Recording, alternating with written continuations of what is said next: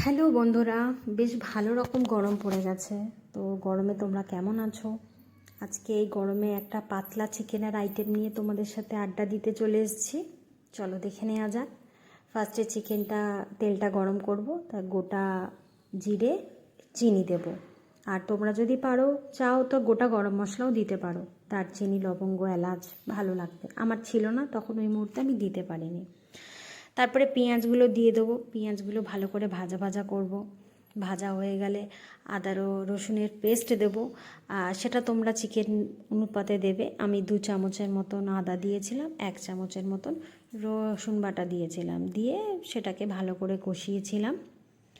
কষানো হয়ে যেতে কাশ্মীরি যে লঙ্কার গুঁড়ো, সেই কাশ্মীরি লঙ্কার গুঁড়ো ব্যবহার করেছিলাম। এই রান্নাতে তোমরা চাইলে গুঁড়ো লঙ্কার গুঁড়োও ব্যবহার করতে পারো, ঝাল লঙ্কার গুঁড়ো। তো আমি সেই জায়গায় কাঁচা লঙ্কা ব্যবহার করেছি, সেই জন্য আমি আর গুঁড়ো লঙ্কা দিইনি। আর এই রান্নাটাতে আমি কোনো হলুদ ব্যবহার করব না। তোমরা চাইলে করতে পারো, তবে না করলেও কালার খুব ভালোই আসে। তারপরে আমি যে ধুয়ে রাখা চিকেনটা সেটা দিয়ে দিয়েছিলাম, দিয়ে ভালো করে একটুখানি কষিয়ে নুন দিয়ে দিয়েছিলাম। আর একটা মশলা আগে থেকে বানিয়ে রেখেছিলাম, সেটা হচ্ছে তোমার গোটা ধনে, জিরে, লবঙ্গ, এলাচ, দারচিনি, মৌরি, শুকনো লঙ্কা সব ভালো করে একটু কড়াইতে ভালো করে গরম করে ঠান্ডা করে একটা পাউডার বানিয়ে নিয়েছিলাম মিক্সিং জারে।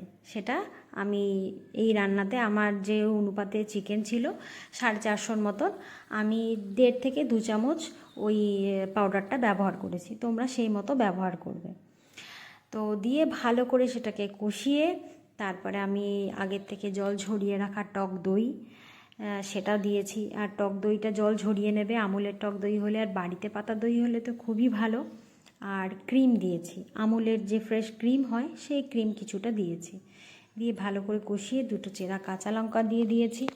দিয়ে ভালো করে নাড়তে হবে যতক্ষণ না তেল বেরায়। আর যে কোনো রান্নাই তুমি দেখবে, চিকেন বলো মাটন বলো, যত তুমি কষাবে তত তোমার, আর যদি দেখবে তলায় যদি চুঁয়ে যায় একটু সামান্য জল দিয়ে দিয়ে কষাবে, তাতে মাংসটাও সেদ্ধ হয়ে যাবে ভালো, আর খেতেও ভালো লাগবে। আর আমি আগে থেকে একটুখানি আলু দিয়ে রেখেছিলাম, আমার বাড়ির মানুষগুলো আলু দিয়ে খেতে বেশি পছন্দ করে মাংস ঝোল যদি করি। যেহেতু এটা একটুখানি পাতলা ঝোলের মতন হবে, তো আমি এটাতে আলু দিয়েছিলাম। তোমরা চাইলে দিতেও পারো, নাও পারো।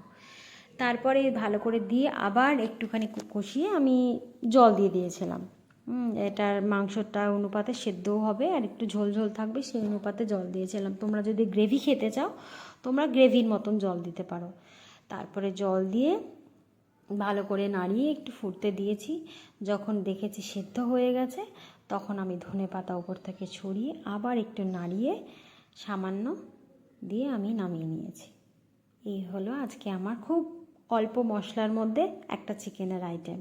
এই গরমের মধ্যে ভীষণ ভালো, পাতলা হয়, পাতলাও খেতে পারো, এটা মাখা মাখা করেও খেতে পারো, রুটি দিয়ে ভাত দিয়ে ভীষণ ভালো লাগে। বন্ধুরা একবার ট্রাই করে দেখো বাড়িতে, আর আমাকে কমেন্ট সেকশনে জানাতে কিন্তু ভুলবে না।